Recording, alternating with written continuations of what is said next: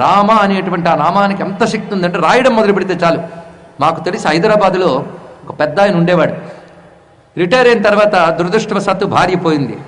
పిల్లలు అందరికీ మళ్ళీనే అమెరికాలో ఉన్నారు. ఈయన ఒక్కడు ఇక్కడ ఉంటున్నాడు ఒక అపార్ట్మెంట్లో. ఏదో తన వంట తాను వండుకుంటున్నాడు. వండుకోలేని సమయంలో హోటల్లో తెప్పించుకుంటున్నాడు. ఆయనకు మంచి అలవాట్లు ఉన్నాయి. పొద్దున్న లేవడం, అనుష్ఠానం చేసుకోవడం, రోజు రామనామం రాసుకోవడం, ఇంకోటి లేదు. ఒక రోజున ఆయన అస్వస్థతకు గురయ్యాడు. ఇంట్లో పడిపోయాడు. పక్కటి వాళ్ళు చూసి ఆయన హాస్పిటల్లో చేర్చారు. కానీ ఎవరున్నారు చూడటానికి? హాస్పిటల్లో ఉన్నాడు, ట్రీట్మెంట్ జరుగుతుంది.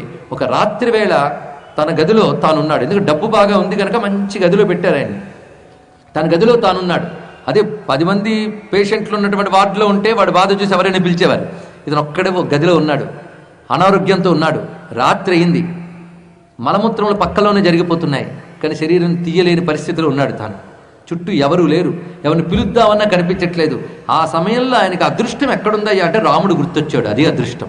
కష్టం వచ్చినప్పుడు భగవంతుడు గుర్తు రావడమే అదృష్టం, మరొకటి కాదు. ఇక్కడ రామా, ఇన్నాళ్ళు నీ నామం రాసుకున్నానే, కోట్లు రాయలేకపోయినా కొంతైనా రాసుకున్నాను కదా స్వామి, ఏమిటి గతి అని బాధపడుతున్నాడు.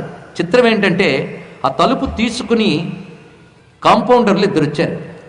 చక్కగా పట్టుకుని, తాత ఏమిటి పాపం బాధపడుతున్నట్టున్నావే, ఉండు పక్క మారుస్తాం అని చెప్పి మరొక పక్క తీసుకొచ్చి ఇతను ఒళ్ళంతా చక్కగా డెటాల్ నీళ్లలో ముంచిన తడిగుడ్డతో శుభ్రంగా తుడిచి మరొక వస్త్రం మార్చి మంచాన్పై మరొక మంచి బట్టను పరచి దాని మీద ఈయన పడుకోబెట్టి, తాత ఆయనకేం పర్వాలేదు, అవసరమైతే మమ్మల్ని పిలువు అని వెళ్ళిపోయారు.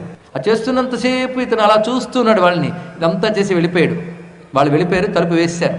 మరుసటి రోజు పొద్దున్న డ్యూటీలోకి వచ్చే డాక్టర్లు, నర్సులు ఉంటారు. నర్సులు కొంతమంది వచ్చి లోపలికి, తాత చాలా కొత్తగా ఉన్నాయి నీ మంచమంతా కూడాను, ఎవరు మార్చారు ఈ బట్టలన్నీ అని అడిగితే, రాత్రి నా పరిస్థితి దుర్భరంగా ఉంది, ఎవరు కనబడలేదు, నేను పక్కన ఇంటర్కమ్ నొక్కినా ఎవరు రాలేదు, కానీ ఇంటర్కమ్ నొక్కి విని వచ్చారేమో, కొంతసేపటికి మాత్రం 2 వచ్చారు.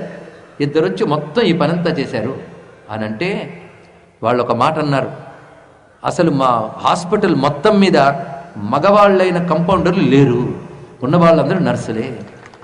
ఎవరొచ్చారో అనగానే అతని కళ్ళ నీళ్లు తిరిగాయి. ఆపదకాలంలో నీ పిల్లలు కూడా నిన్ను ఆదుకోలేరు, రాముడు ఆదుకుంటాడు, తెలుసుకోండి. ఇక్కడ కనుక రాముడిని పట్టుకుంటే ఎంత రక్ష, శ్రీరామ రక్ష సర్వజగత్ రక్ష. అదండి రాముడు. తాను వచ్చినట్టు కూడా తెలియకుండా అంత పని చేశాడు. అది జరిగిన క్షణం నుంచి అతడు అఖండ రామభక్తుడయ్యాడు.